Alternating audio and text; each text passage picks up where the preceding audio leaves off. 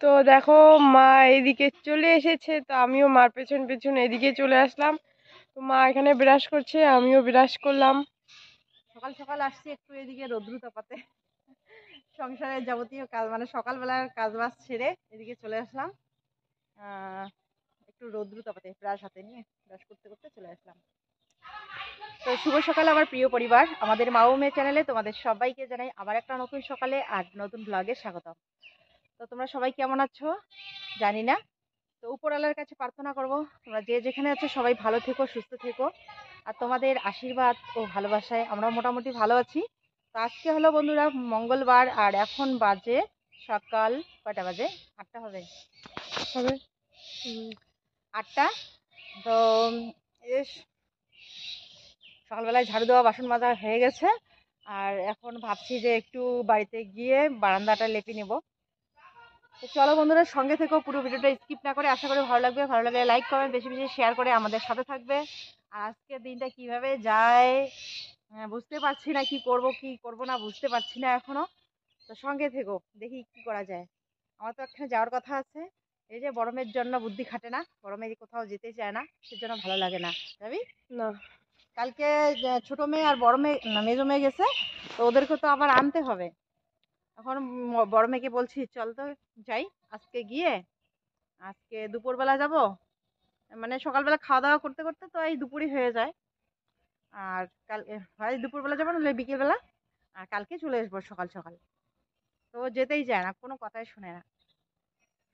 আবার শখ আছে, মানে মাঝে মাঝে বলে যে এত বড় হয়ে গেলাম কুচবিহারের রাস মেলা বাড়ি এখনো দেখলাম না। আর ওদের পিসির বাড়ির ওইখানে হয়, ওটাতেও এখনো যায়নি। যখন যেতে বলা হয় তখন আবার যায় না এখন। আর বলে যে নিয়ে যায় না, কোথাও নিয়ে যায় না। চলো আজকে যাই। যাবো না আমি। এই বলতেছে যাবে না, তো আমারও মনে হয় যাওয়া হবে না। তো চলো এখন বাড়ি যাওয়া যাক। চলো। তো আমি এখন বানাবো লাল চা। তো ওর জন্য আমাকে একটা জিনিস লাগবে, হচ্ছে গিয়ে এই যে তুলসীর বিচি। এগুলো কি বলে আমি জানি না। এইদিকে এসে ভালো, তো শুকুন শুকুন লাগবে এইখানে ওইদিকে আয় না, ওই দিক থেকে ছেড়ে যাবে।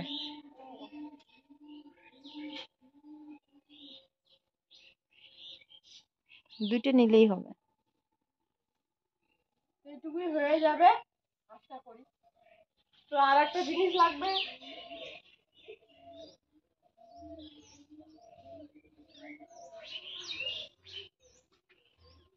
তুলসীর পাতা, তুলসীর মুকুল, তুলসীর ডাল, সমস্ত কিছুই অনেক উপকারে লাগে। কোথায় কি লাগবে? আদা পাতা লাগবে।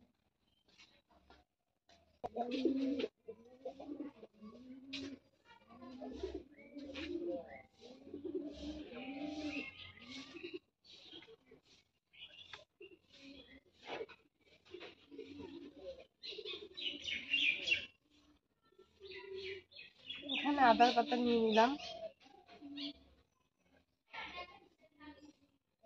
চলো, এই যে দেখো,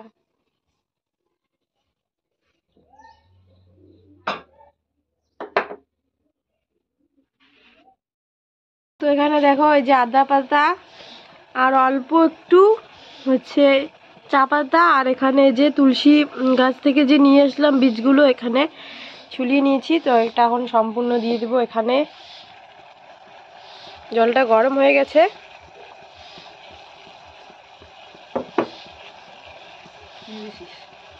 চিনি একটু পরে দিব। আর এখানে এখন নিয়ে নিলাম হচ্ছে চিনি, এখন দিয়ে দিচ্ছি।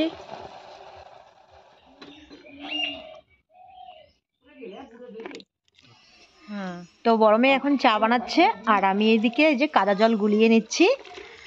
তো একদম মাটিগুলো গাঢ় করে গুলিয়ে নেব, আর কি করব অবশ্যই তোমাদের সাথে শেয়ার করব। তো সঙ্গে থেকো। তো এই মাটিগুলো শুকানোর পর কিন্তু একদম সাদা ফটফটে হবে, দেখতে খুব সুন্দর লাগবে। তো কি করছি এখানে, গোবর দিয়ে এই যে কাশিয়ার বেড়াটা আমি লেপেছিলাম, তো এখন তার উপরে এই যে কাদা মাটি দিয়ে তাড়াতাড়ি চলে আসো। মানে মাটি দিয়ে লেপে দিচ্ছি। তো মেয়ের এদিকে চা বানা হয়ে গেছে, বলছে মা চাটা আগে খেয়ে নাও, ঠান্ডা হয়ে যাবে। তো এখন হাত ধুয়ে চলে আসলাম চা খেতে। তো আজকে আর মুড়ি খাবো না, মুড়ি খাওয়ার একদম সময় নেই, অনেক কাজ এখনো পড়ে আছে। আর মা ওদের চা খাওয়া হয়ে গেছে।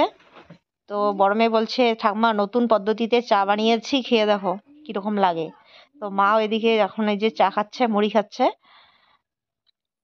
আর আমি এই যে এখন এই গোবর দিয়ে লেপা চারিটা আবার মাটি দিয়ে লেপে দিচ্ছি।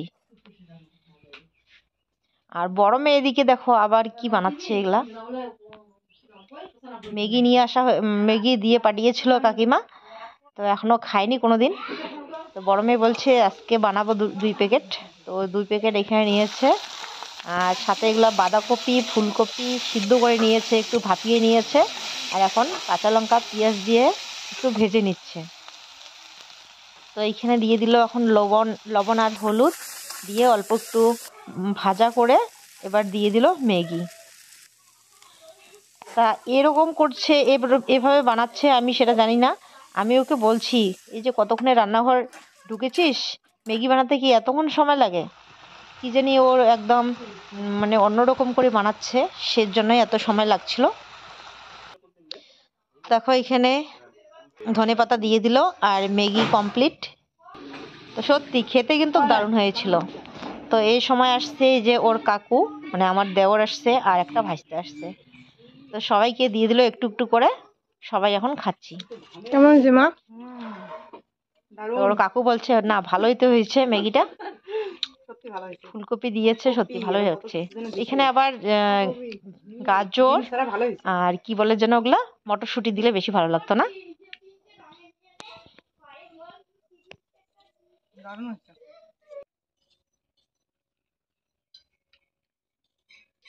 তো এদিকে দেখো মা এই যে লাপা মোজা করছে আর হচ্ছে মাটি দিয়ে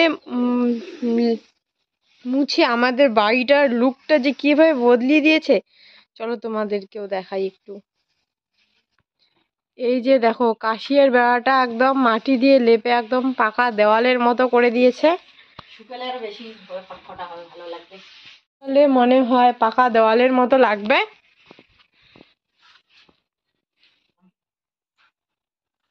এখন তো বোঝা যাচ্ছে না, শুকালে ভালো লাগবে। আমাদের ইউটিউব পরিবারের অনেক দিদিভাই দাদাভাই বোনেরা বলেছিল কাশিয়ার বেড়াটা যেন মাটি দিয়ে লেপে দেই, সুন্দর লাগবে। তো এই যে লেপে দিলাম, কিরকম লাগছে অবশ্যই কমেন্ট করে জানাবে। অবশ্য আমার তো ভালোই লাগছে।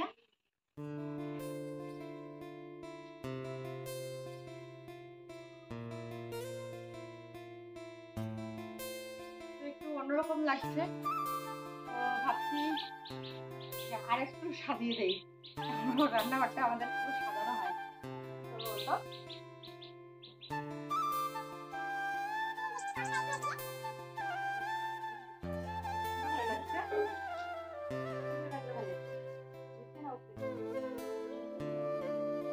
কেমন লাগছে এখন অবশ্যই কমেন্ট করে জানাবে।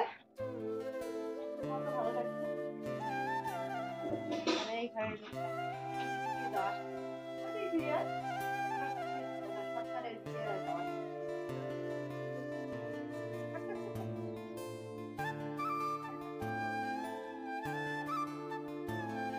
কোথায় চলে যাবে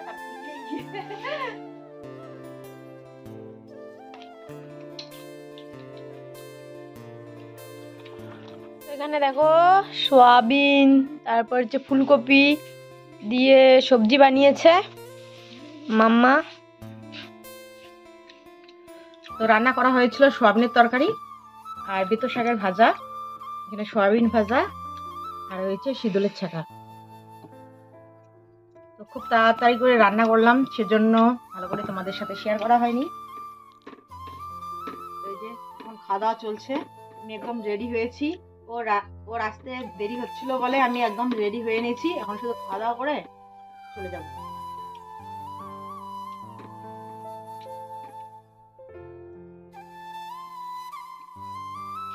তো খুব তাড়াতাড়ি দেখো শুকিয়ে যাচ্ছে, আর এই দিকটা একটু কাঁচা কাঁচা আছে। আর উপর দিকটা একদম শুকিয়ে সাদা ধপধপে হয়ে গেছে। তো এখন মনে হচ্ছে যে কালার করে দেওয়া হয়েছে মনে হয়।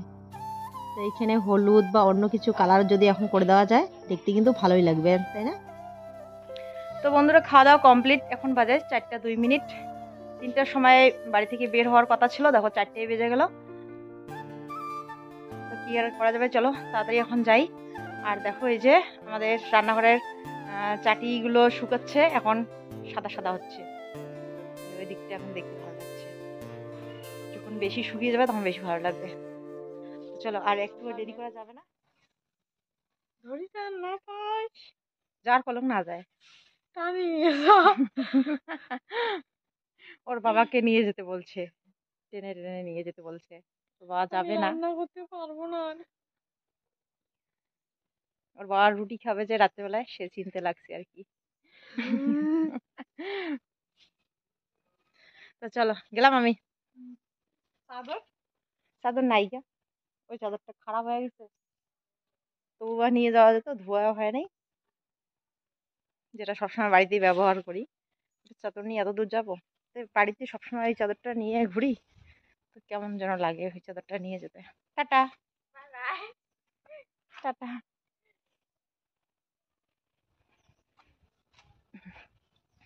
বললাম যে চল যাই চল যাই, বলছে যাবে না।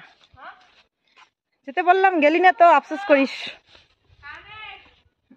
কানের আনতে বলছে মেলা বাড়ি থেকে, বলছে কানের আমার জন্য নিয়ে আসো। শুভ সন্ধ্যা বন্ধুরা, চলে আসলাম একদম বোনের বাড়িতে। রাস্তায় আর শেয়ার করা হয়নি, এত ভিড় ছিল গাড়ির মধ্যে। কুচবিহারে রাসমেলা চলছে, সেই কারণে গাড়িতে এত ভিড়। কেউ আসছে, কেউ আবার বাড়ি যাচ্ছে। বাড়িতে আছেন? হ্যাঁ, বাড়িতে আছি, আসেন। আসতে পারি? হ্যাঁ, চলে আসেন। ভিতরেই আসছি, এসে আবার বলছি। হ্যাঁ, একদম চলে আসেন। কি রেডি হন নাই গেলাম? এখনো রেডি হও নাই কেন? তো এইখানে এসে আবার একটু আমি সাজুগুজু করলাম, মানে মাথাটাতে আবার চিরুনি করলাম, কারণ গাড়িতে আসছিলাম একদম চুলগুলো এলোমেলো হয়ে গেছিলো। আর একটু লিপস্টিক দিলাম। তো দেখো এই যে বোন রেডি, সবাই আমরা এখন রেডি করলাম, এখন বেরোবো। একটু লেট হয়ে গেল, আগে গেলে ভালো হতো, তাড়াতাড়ি কি আর করা যাবে। সবাই যে রেডি হলাম, তার মধ্যে আবার আমার ভিডিওটাও রেডি করছিলাম, যে জন্য আরো বেশি লেট হয়ে গেল। তো চলো এবার যাই। হিয়া হিয়া উঠ। এই যে মা এদিকে রেডি, এই যে ভূমি। চলো মাগো চলো চলো।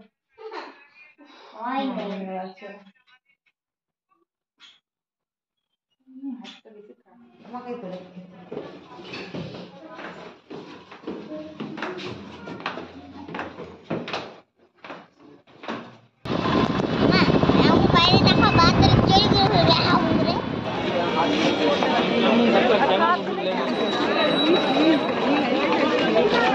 কি নেবে রে, কি নেবে? রোবট কি নেবে মনে গাড়ি? কেউ যাবে না। তো বন্ধুরা, কুচবিহারের রাসমেলা বাড়ি জীবনের প্রথম আসলাম, জানতাম না যে এত বড় মেলা হয়। তো সব ধরনের জিনিসই কিন্তু পাওয়া যায়, কিন্তু এত ভিড় যে জিনিস খোঁজার মুশকিল। তো এখন একটু ভিড়টা কম আছে, তো এদিকে এদিকে একটু দেখছি, বাচ্চা নিয়ে এটা দেখে ওটা দেখে, এরকম করে সময়টা পাস হয়ে যাচ্ছিল। কিন্তু এরপর এত ভিড় হয়েছিল, মানে জিনিস তো ভালো করে দেখা তো দূরের কথা, শুধু মানুষের মাথাগুলোই দেখা যায়। আর একদম রাস্তার মানে এখন দেখো অনেকটাই ফাঁকা আছে, এরপর কিন্তু এতটা ফাঁকা ছিল না, মানে ধাক্কাধাক্কি করে করে মেলাবাড়িতে ঘুরতে হয়েছিল। তো এইখানে দেখো এক বোনের সাথে দেখা হয়ে গেল, আমাদের ইউটিউব পরিবারের। সবারই ঘোরার দেখি ঘোষণাগার এখানে নিতে পারি। তোমাদের কোথায় ঘোষণাগার? হিমঘরের পাশেই। আমাদের বাড়ি দেখেন, আমার কাছে আমাদের বাড়ি এইখানে। কল্পনা তো হ্যাঁ আসছি তো, ওই যে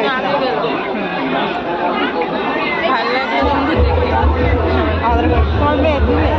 আমার ভাগ্নি, আমার মেয়ে। সবাইকে দেখি, কমেন্ট করি না, নিজে। তো সত্যি বোনের সাথে দেখা হয়ে আমার ভীষণ ভালো লাগলো। আসলে আমি তোমাদের সাথে এভাবে কথা বলি, অনেক কিছুই শেয়ার করি আমার লাইফস্টাইলের, তোমরা আমাকে দেখো, আমাকে চেনো, কিন্তু আমি তো তোমাদেরকে দেখতেও পারি না আর চিনিও না। তো হঠাৎ করে এইভাবে আমার ইউটিউব পরিবারের কারোর সাথে দেখা হয়ে গেলে সত্যি খুব ভালো লাগে। আর তোমরা তো আমাকে চেনো, তো তোমরা কোথাও আমাকে দেখলে অবশ্যই কথা বলবে, খুব ভালো লাগবে। আর তোমরা সকলেই জানো আমি ভালো করে গুছিয়ে কথা বলতে পারি না, কারণ হঠাৎ করে কারোর সাথে এইভাবে দেখা হয়ে গেলে মানে কি বলবো কি বলবো না, মানে বুঝতেই পারি না। তো তোমরা কিছু মনে করো না আমার কোথাও কিছু বলতে ভুল হয়ে গেলে। আর বোন, তোমাকে অনেক অনেক ধন্যবাদ, তুমি আমাকে দেখে আমার সামনে এসে কথা বললে, সত্যি আমার খুবই ভালো লেগেছে। আর যদি আমার ভিডিওটা দেখে থাকো অবশ্যই কমেন্ট করে জানাবে, তাহলে আমি তোমাকে চিনতে পারবো। আর আমার ইউটিউব পরিবারের সকল দাদা ভাই, দিদি ভাই, মাসিমা, কাকিমা, ভাই বোন, ভাইস্তা ভাস্তি, সকলের কাছে আমার অনুরোধ রইল, তোমরা যেভাবে আমাকে সাপোর্ট করছো, আমায় আমার পাশে আছো, তোমরা এভাবেই আমাকে সাপোর্ট করো। সত্যি তোমাদের ভালোবাসা আর সাপোর্টের আমার খুব প্রয়োজন। তো তোমাদের ভালোবাসা আর সাপোর্টের জন্যই আমার 18K সাবস্ক্রাইবার পূর্ণ হয়েছে 2-3 দিন আগেই। আমি কমেডিতে পোস্ট করতে চেয়েছিলাম, কিন্তু করার আর হয়নি। তো বেশি বেশি সাপোর্ট করে আমার পাশে থেকো, যেন খুব তাড়াতাড়ি আমার 20K সাবস্ক্রাইবার পূর্ণ হয়ে যায়। তো এইখানে আমাদের বিমান সোনু দেখো, এই যে দোলনায় উঠে পড়েছে, নাগরদোলায়। তো মেলাবাড়িতে এসে মেলাবাড়ির কথা না বলে অনেক কিছু কথাই তোমাদের সাথে শেয়ার করলাম, কিছু মনে করো না। তো এবার আমরা এইখানে খেতে বসে পড়েছি। তো খাবার এইখানে আসাই যাচ্ছিল না, অনেক কষ্টে ঠেলাঠেলি করে চলে আসছি। তো খাবার টেবিলে এসে মনে হচ্ছিল যে না, একটু শান্তি পেলাম, এখানে একটু ফাঁকা ফাঁকা লাগছে। কিন্তু খাওয়া হতে না হতেই মানে অর্ধেক করে খেয়েছি, এমন সময় একটা বড় শিল্পী উঠেছে স্টেজে। এখানে খাবার যেখানে খাবার বসছি তার পূব দিকেই আর কি, এখান থেকে বসেই কিন্তু দেখা যেত, কিন্তু এত ভিড় সেজন্য দেখা যায়নি, আমরা দেখতেই পারিনি আর শেয়ারও করতে পারিনি, আমি পারিনি। তো দেখো এই যে সবাই কিন্তু এখানে দাঁড়িয়ে দাঁড়িয়ে দেখছে গান, ওইদিকে গান শুনছে। তো একটু পরে এমন শুরু হয়ে যায়, মনে হচ্ছিল যে খাবার টেবিল মনে হয় উল্টে যাবে, এত লাফালাফি শুরু হয়ে গেছিলো, সবাই একদম গান শুনে লাফাচ্ছিল। কেউ কেউ একদম একেবারে চেয়ারের উপরে উঠে পড়েছিল। তো কোনো রকম তাড়াতাড়ি করে খেয়েই একদম ঠেলাঠেলি করে বেরিয়ে পড়লাম। আর এখন আসছি আমরা রাস্তার এইখানে, রাস্তাটাও পার হওয়া যাচ্ছিল না, অনেক কষ্টে পার হয়েছি, একদম মেয়েদের হাত শক্ত করে ধরে, কারণ অনেক বাচ্চা হারিয়ে যাচ্ছে ওইদিকে। খুব ভয় লাগছিল আমার, মেলাতে এসে যদি কিছু একটা ঘটে যায় তাহলে কি বলবো, বলার কিছু নেই, ভাষা নেই। তো এখানে দেখতে পাচ্ছি অনেক রকমের নাড়ু, তো এখান থেকে 2-3 প্যাকেট নাড়ু নিয়ে নিলাম। তো আমাদের কুচবিহারের এই রাস মেলা একদম নামকরা, অনেক বড় মেলা, কিন্তু সেরকম ঘুরতেও পারিনি আর শেয়ার করতেও পারিনি। যতটুকু ঘুরেছি তোমাদের সাথে শেয়ার করার চেষ্টা করেছি, এইটুকুই। আসলে আমার বাড়ি থেকে আসতে এখানে দেরি হয়েছিল, দিনের বেলায় গেলে বেশি ভালো হতো, দিনের বেলায় গেলে সব কিছু হয়তো দেখতে পারতাম, শেয়ার করতে পারতাম। তো যেহেতু আমাদের রাতি হয়েছিল, তো রাত্রেবেলায় বেশি ভিড় হয়, সেজন্যই আর কি। আর মেলাতে গিয়ে যখন বিমান সোনা নাগরদোলাতে উঠেছিল, তখন এক কাকা শ্বশুরের সাথে আমার দেখা হয়েছিল। তো বলছিল যে বৌমা তোমরা মেলাতে আসছো, তো বেশি লেট করো না, তাড়াতাড়ি করে বাড়ি যেও, বাচ্চা নিয়ে একটু পরে কিন্তু এখানে থাকা যাবে না, অনেক কোলাহল উঠে যাবে, খুব ভিড় হবে, তাড়াতাড়ি করে বাড়িতে যেও। তো সত্যি আমি শুনি, আমিও তো দেখতেছি এত ভিড়, তারপর আর বেশি দেরি করিনি, অল্প একটু জায়গা শুধু ঘুরেই চলে আসছি। তো বাড়িতে এসে এইখানে দেখো এই যে বোন অনেক কিছু কেনাকাটা করেছে, তোমাদের সাথে শেয়ার করবে কল্পনা বর্মন চ্যানেলে, তোমরা অবশ্যই দেখো, আশা করি খুবই ভালো লাগবে। আর আমি এখানে এই যে একটা করে জামা খুলছি আর পরছি, বোন বলছিল যে একটু পরো তো দেখি কীরকম লাগে, শরীরে দিলে কীরকম লাগে, তো সেজন্যই। তো কার কার জন্য কী কী কিনেছে ওর ব্লগে তোমরা জানতে পারবে।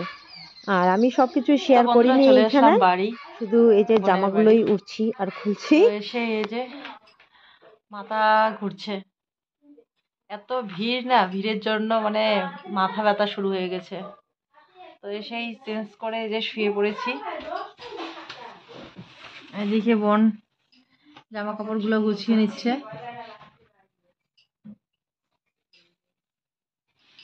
আর এই যে পম্পা, তো ওদের মানে ওদের ঘরেই থাকতে যাব আমরা। রুমে বললি ওদের রুমেই থাকতে যাব। পম্পাকে এখন অনেকেই চেনে। সেদিন বলে কোথায় বিয়ে বাড়িতে বলে দেখা হয়েছে, কেউ বলতেছে যে তোমাকে তো চিনি, দেখছি ভিডিওতে।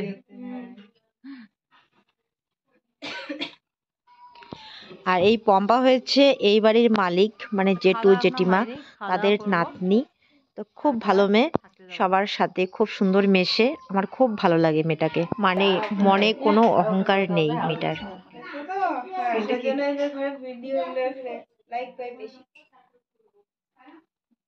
কি সুন্দর পরিষ্কার পরিষ্কার লাগছে। তার মধ্যে কি যে দেওয়ালের যে কালারটা আছে না, ওটা বেশি ফুটছে, কালারটার জন্য বেশি আর কি একদম সুন্দর লাগে। আর আমাদের ভাঙাচুরো ঘরটাতে আমাদেরকে একদম ভুতুনির মতো দেখা যায়। আর এদের ঘরে আস্তে আস্তে দেখো একদম ফর্সা হয়ে গেছি। সবাই মিলে একখানে হলে যা হয়, মন খুলে একদম যার মনে যেটা আসছে, যার মুখে যেটা আসছে সেটাই বলছি। খুব আনন্দ করছি, খুব মজা করছি। এদিকে আবার রান্না বান্নাও কিন্তু কমপ্লিট হয়েছে। দুপুরবেলার সবজি ছিল, মাংস নাকি রান্না করেছিল। এরপর আমার জন্য ডিম বানিয়েছে, আমি তো মাংস খাই না, সেই কারণে। তো চলো এবার তাড়াতাড়ি খেয়ে নেব। মা এদিকে বাচ্চাদের জন্য খাবার রেডি করছে। খাওয়া দাওয়া করে চলে যাব পম্পাদের রুমে, ওইখানেই থাকবো। আর কালকে আমি ভিডিও পাবলিক করতে পারিনি, শরীরটা খুবই খারাপ ছিল। মানে এই যে গাড়িতে আসছি, আবার এত লোকের ভিড়ে মেলা বাড়িতে ঠেলাঠেলি করে আসলাম। তো ঘুমাতে ঘুমাতেও অনেকটা রাত্রি হয়েছিল। ভাবছিলাম পরের দিন এডিটিং করব, কিন্তু তারপরের দিনও মাথা ব্যথা আর কমছিল না, তো সেই কারণে এডিটিং করতেও পারিনি। তো চলো ভিডিওটা আজকে এখানেই শেষ করছি। কাল ফিরে আসছি আবার নতুন ব্লগে। ততক্ষণে সবাই ভালো থেকো, সুস্থ থেকো। শুভরাত্রি।